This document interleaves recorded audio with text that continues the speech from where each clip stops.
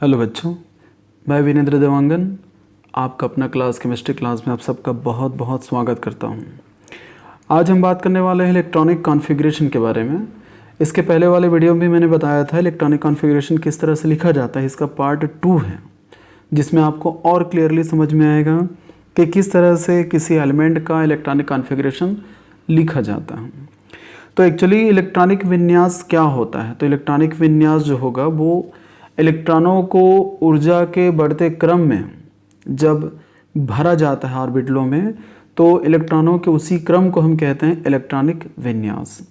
जैसे कि ये एक एटॉमिक स्ट्रक्चर है। इस स्ट्रक्चर में हमें पता है कि बीच में क्या पाया जाता है? न्यूक्लियस पाया जाता है। न्यूक्लियस से यदि हम बाहर निकलेंगे तो हमें क्या मिलेगा? बाहर निकलने पर सेल मिलेंगे, first, second, third and fourth. इस तरह से 1 2 3 4 सेल मिलता है जिसको हम KLMN भी कहते हैं। फर्स्ट सेल में नंबर ऑफ इलेक्ट्रॉन्स 2 होते हैं, सेकेंड सेल में नंबर ऑफ इलेक्ट्रॉन्स 8 होते हैं, थर्ड में नंबर ऑफ इलेक्ट्रॉन्स 18 होगा एंड फोर्थ में कितने होते हैं? 32। इस तरह से इलेक्ट्रॉन्स भरे जाते हैं। लेकिन सबसे पहले इलेक्ट्रॉन किस में आता है? तो फर्स्ट सेल में आएगा, इसलिए क्योंकि फर्स्ट सेल की एनर्जी बहुत कम होती है। इसकी एनर्जी लो होने के कारण इलेक्ट्रॉन इसमें पहले आएगा, क्योंकि इलेक्ट्रॉन वहाँ पे आएगा जहाँ पे एनर्जी कम होगी, यानी कि वहाँ पे स्टेबिलिटी उसकी अधिक होगी।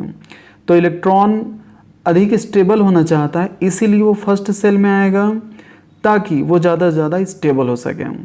अब ये है कि फर्स्ट सेल में स्टेबिलिटी ज़्यादा क्यों होती है? तो जैसे मैंने कहा कि यहाँ पे एनर्जी कम होती है। अब एनर्जी कम क्यों होगी? तो कोई भी इलेक्ट्रॉन जब फर्स्ट सेल में आएगा तो हमें पता है कि इलेक्ट्रॉन पे चार्जेस नेगेटिव होते हैं, जबकि न्यूक्लियस पे चार्जेस पॉजिटिव हैं। अब पॉजिटिव और नेगेटिव के बीच में क्या होगा? अट्रैक्शन फोर्स काम करेगा, आकर्षण बल। जब यहाँ पे अट्रैक्शन फोर्स काम करते हैं तब वहाँ पे एनर्जी कम से कम हो जाती है, यानी कि अट्रैक्शन ज़्यादा होगा तो एनर्जी कम होगी, हमेशा याद रखना है। और जब एनर्जी कम होगी तब वहाँ पे स्टेबिलिटी बढ़ जाती है। यही रीज़न है कि इलेक्ट्रॉन सबसे पहले फर्स्ट सेल में आएगा, फर्स्ट सेल भर जाएगा, पूरी तरह से फिलअप होगा, तो अगला इलेक्ट्रॉन किस में आएगा? सेकेंड सेल पे आएंगे। फिर उसके बाद नेक्स्ट जो इलेक्ट्रॉन है ये थर्ड सेल पे आएगा, उसके बाद जो नेक्स्ट इलेक्ट्रॉन है वो फोर्थ सेल पे आएंगे। क्योंकि इलेक्ट्रॉनों की दूरी बढ़ती जाएगी तो इलेक्ट्रॉनों की स्टेबिलिटी भी कम होती जाएगी, उनकी एनर्जी भी बढ़ती जाएगी। तो इलेक्ट्रॉनों को ऊर्जा के बढ़ते क्रम में इलेक्ट्रॉनों को एनर्जी के इंक्रीजिंग ऑर्डर में जब भरा जाता है किसी भी सेल में या उस सेल के ऑर्बिटल में, तब उससे जो कॉन्फ़िगरेशन मिलते हैं उसी कॉन्फ़िगरेशन को हम क्या कहते हैं? विन्यास कहते हैं। लेकिन वो विन्यास किसका है? इलेक्ट्रॉन का है, इसीलिए हम उसको कहते हैं इलेक्ट्रॉनिक विन्यास, इलेक्ट्रॉनिक कॉन्फ़िगरेशन कहते हैं। यहाँ पे 1 2 3 4 मैंने लिखा हुआ, ये फर्स्ट सेल को बताएगा, ये सेकेंड सेल को बताएगा, ये थर्ड सेल को बताएगा, ये फोर्थ सेल को बताता है। फर्स्ट सेल को हम K से रिप्रेजेंट कर सकते हैं, सेकेंड को हम L से, थर्ड को M से एंड फोर्थ को N से रिप्रेजेंट कर सकते हैं। फर्स्ट सेल में S सब सेल होगा, सेकेंड सेल में S और P 2 सब सेल होते हैं, थर्ड सेल में S P D 3 सब सेल होते हैं एंड फोर्थ में S P D 8 सब सेल पाए जाते हैं। फर्स्ट सेल में चूंकि S सब सेल है और S की इलेक्ट्रॉन कैपेसिटी होती है 2, तो यहाँ पे 2 इलेक्ट्रॉन भरेंगे, यानी कि फर्स्ट सेल में टोटल कितने इलेक्ट्रॉन पाए जाएंगे? 2। सेकेंड सेल में S और P 2 सब सेल हैं, S की कैपेसिटी है 2 एंड P में मैक्सिमम कितने इलेक्ट्रॉन आ सकते हैं? तो 6। 2 + 6 = 8, मतलब सेकेंड सेल में कितने इलेक्ट्रॉन प्रेजेंस रहेंगे? 8। थर्ड सेल में S P D सब सेल होते हैं, S में इलेक्ट्रॉन कैपेसिटी 2, P में 6, D में 10। इस तरह से टोटल कितने हो जाएंगे? 2 + 6 + 10 = 18 हो जाएगा। इसी तरह से फोर्थ सेल में क्या होंगे? S P D F, यहाँ पे 4 सब सेल होते हैं। S की कैपेसिटी है 2, P की इलेक्ट्रॉन कैपेसिटी है 6, D की इलेक्ट्रॉन कैपेसिटी है 10 और F की इलेक्ट्रॉन कैपेसिटी है 14। इस तरह से 2 + 6 + 10 + 14 कितना हो जाएगा? टोटल 32। यानी फर्स्ट सेल में 2 इलेक्ट्रॉन, सेकेंड में 8, थर्ड में 18 एंड फोर्थ में 32 इलेक्ट्रॉन भरे जाते हैं। तो इसकी जानकारी होना, इसका नॉलेज होना बहुत ही आवश्यक है यदि हमें किसी एलिमेंट का इलेक्ट्रॉनिक कॉन्फ़िगरेशन लिखना है।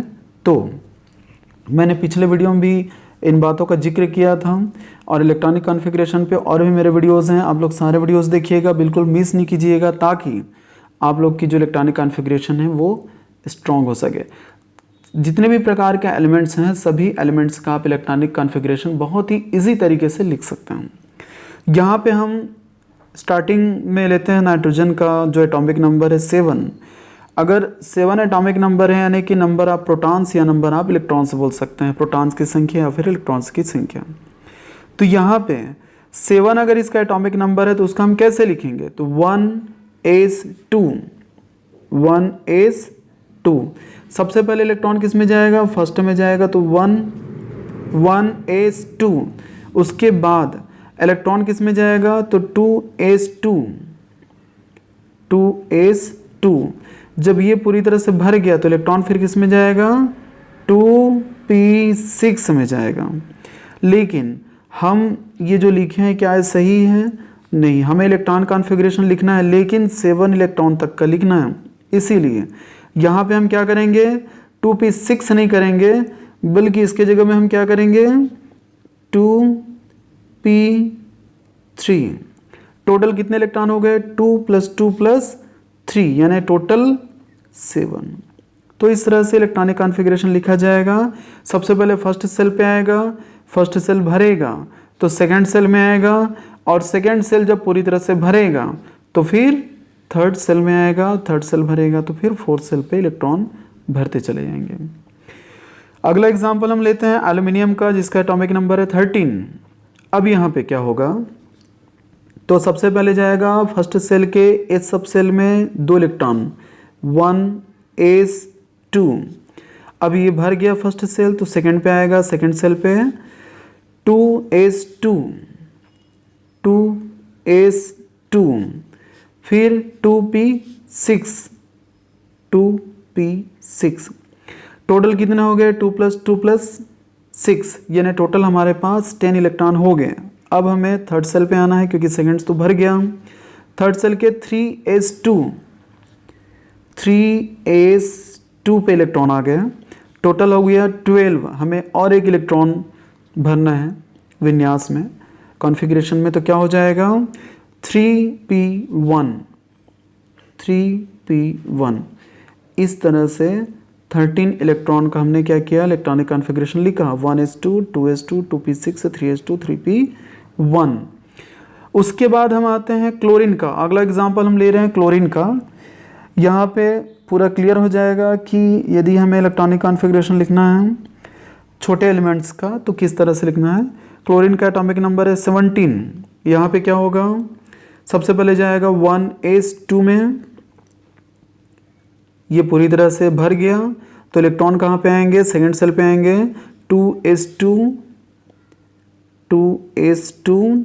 फिर जब ये 2 का s2 जब भर गया तो ये 2p6 में जाएगा, 2p6। अब सेकंड सेल भर गया। अब आते हैं थर्ड पे,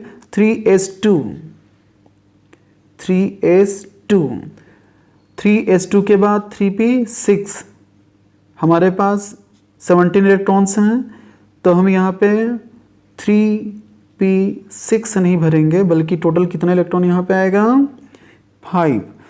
काउंट करके देखते हैं, 2 + 2 + 6 टोटल 10 हो गया, +2 12 हो गया, +5 टोटल 17 इलेक्ट्रॉन हमने भर लिया।